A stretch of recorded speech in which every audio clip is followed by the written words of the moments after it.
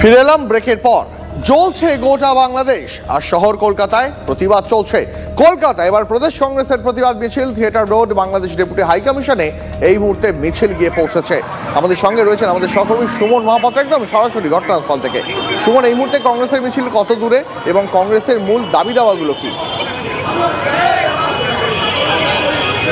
একেবারে দেখো, কংগ্রেস আজকে এই বিজয় দিবস উপলক্ষে তারা কিন্তু ইন্দিরা গান্ধীকে সামনে রেখে এই মিছিল সংগঠিত করছে। কংগ্রেস সভাপতি শুভঙ্কর সরকার এবং তার সাথে সাথে অন্যান্য কংগ্রেসের নেতৃবৃন্দ তারা কিন্তু বাংলাদেশ হাইকমিশনের উদ্দেশ্যে যাচ্ছেন এবং তারা এই মিছিল যখন শুরু করেছিলেন তখন তারা প্রথমে ফোর্ট উইলিয়ামে গেছিলেন এবং সেই ফোর্ট উইলিয়াম থেকে মাটি সংগ্রহ করে ইন্দিরা গান্ধীর শরণাপন্ন হয়ে তারা বাংলাদেশ হাইকমিশন কি বলবেন, বাংলাদেশ হাইকমিশনে কি জানাবেন? যে বাংলাদেশ হাইকমিশনারকে বলবো, আপনাদের সরকার রাজধর্ম পালন করুক, একটাই কথা, রাজধর্ম পালন করুক। আপনার হাতে দেখতে পাচ্ছি এশিয়ার মুক্তিসূর্য ইন্দিরা গান্ধী। আপনারা কংগ্রেসই পারে আর ইন্দিরা গান্ধী পেরেছিলেন, বিশ্বগুরুরা পারেন না। সুমন, একবার শুভঙ্কর বাবুর কাছে জানতে চাইবে, আমরা আজ দেশে মার খায়, নিজের দেশে মুসলমান মার খায়, তারাও অল্প সংখ্যক, বাংলাদেশে হিন্দুরাও অল্প সংখ্যক। অর্থাৎ এই যে বাংলাদেশের অশান্ত বাংলাদেশের পরিস্থিতি, সেই পরিস্থিতিতে কিন্তু কংগ্রেস রাস্তায় নামলো এবং কোথাও ইন্দিরা গান্ধীকে সামনে রেখে কংগ্রেস আবারও কলকাতার রাজপথে নেমে বোঝাতে চাইছে যে ইন্দিরা গান্ধী আজও প্রাসঙ্গিক। অর্থাৎ বাংলাদেশ হাইকমিশনে গিয়ে তারা দাবি করবেন যে কেন এই পরিস্থিতি এবং তার জন্যই এই মিছিল। সেই মিছিল এই মুহূর্তে কিন্তু বাংলাদেশ হাইকমিশনের দিকে এগিয়ে চলেছে। দীপ, বেশ ধন্যবাদ, নজর রাখো পরিস্থিতির উপরে। বিজয় দিবসে রাজ্যসভায় খার্গের মুখে বাংলাদেশ ইস্যু। বাংলাদেশের স্বাধীনতা অর্জনে স্মরণ করালেন ইন্দিরা গান্ধীর ভূমিকা, কিভাবে ইন্দিরা গান্ধীর নেতৃত্বে 1 লক্ষ পাক সেনাকে বন্দী করে স্বাধীন হয়েছিল বাংলাদেশ। মল্লিকার্জুন খার্গে তুলে ধরলেন সেই পরিসংখ্যান। 16 दिसंबर ये बांग्लादेश का लिबरेशन डे, जो हमारी बहादुर नेता इंदिरा गांधी जी पाकिस्तान के 2 टुकड़े करके और बांग्लादेश को लिबरेट करके और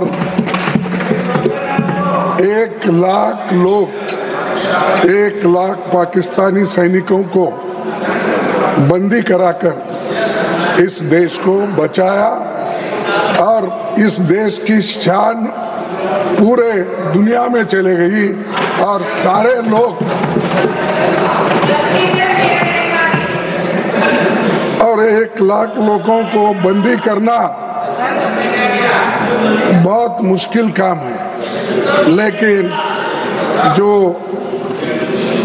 जिनको आयरन लेडी कहते हैं उसने ये बता दिया, अगर हमारे नजदीक अगर कोई आए तो उनकी खैर नहीं, ये उन्होंने बता दिया। और आज वो दिन है बांग्लादेश लिबरेशन, और वहां पर जो गड़बड़ी चल रही है, कम से कम ये लोग आंख खोलकर वहां के माइनॉरिटी को बचाने की कोशिश तो करें। বাংলাদেশ ইস্যুতে এবার কেন্দ্রীয় বিদেশ মন্ত্রীর বিবৃতি দাবি করলেন অভিষেক বন্দ্যোপাধ্যায়। কেন্দ্রীয় সরকারের কড়া পদক্ষেপ করা উচিত। বাংলাদেশের সঙ্গে কি আলোচনা ভারতের বিদেশ সচিবের, সংসদে সেটা বলা উচিত, মন্তব্য অভিষেকের। सेंट्रल गवर्नमेंट को इसके ऊपर स्ट्रिक्ट स्टैंड लेना चाहिए। ऑलरेडी फॉरेन सेक्रेटरी गया है, पर फॉरेन सेक्रेटरी जाके क्या बात हुआ है, क्या आलोचना हुआ है, हाउस में आके बताना तो चाहिए। फॉरेन मिनिस्टर को, एक्सटर्नल अफेयर्स मिनिस्टर को स्टेटमेंट देना चाहिए।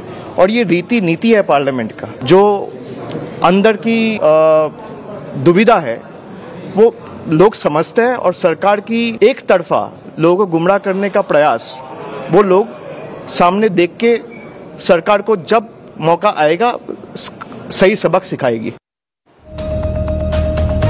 পদ্মাপাড়ে হিন্দু নিপীড়ন, এপারে প্রতিবাদ। কলকাতার রাজপথে প্রতিবাদে সনাতনীরাও, পথে প্রতিবাদে বঙ্গীয় হিন্দু সুরক্ষা সমিতি। শিয়ালদা থেকে রানী রাসমণি রোড পর্যন্ত মিছিল। আপনারা দেখতে পাচ্ছেন সেই ছবি এই মুহূর্তে শহর কলকাতায়। একদিকে রাজনৈতিক এবং অন্যদিকে সনাতনীদের মিছিল, দুটোই চলছে। পথে নেমেছে বঙ্গীয় হিন্দু সুরক্ষা সমিতি। শিয়ালদা থেকে রানী রাসমণি রোড পর্যন্ত মিছিল করছে তারা।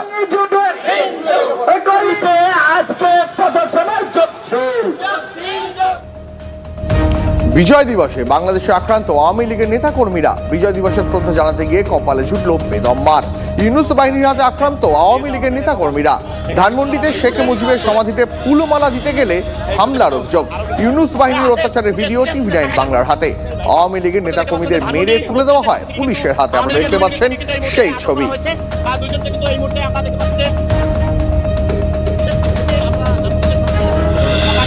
যারা সেলিব্রেট করছে ওদেরকেও যদি মারধার করা হয় তো এটা তো খুব দুর্ভাগ্যজনক। আমরা জানি কি 1971-এ ওয়ারে আমরা জানি কি ওখানে ইস্ট পাকিস্তান কত অত্যাচার করত, তো ও অত্যাচার থেকে লোকরা মুক্তি পেয়েছিল।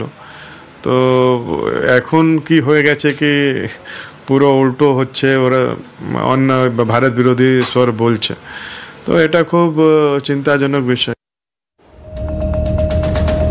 বাংলাদেশে হিন্দুদের উপর নির্মম নির্যাতন থামার নামই নেই। চট্টগ্রামে এবার হিন্দু কৃষকদের ফসলে আগুন ধরিয়ে দিল কট্টরপন্থীরা। সমস্ত ফসল নষ্ট, বুক ফাটা কান্না অসহায় কৃষকদের। বারবার মৌলবাদীদের রোষে সংখ্যালঘু হিন্দুরা হামলা হচ্ছে, ঘর পুড়ছে। এবার গরিব কৃষকের জমির ফসলও কট্টরপন্থীদের রক্তচক্ষু থেকে বাদ পড়ল না।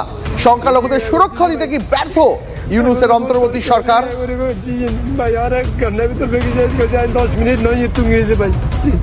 জায়গাত অবস্থান করে ধান আর ইয়ামিদি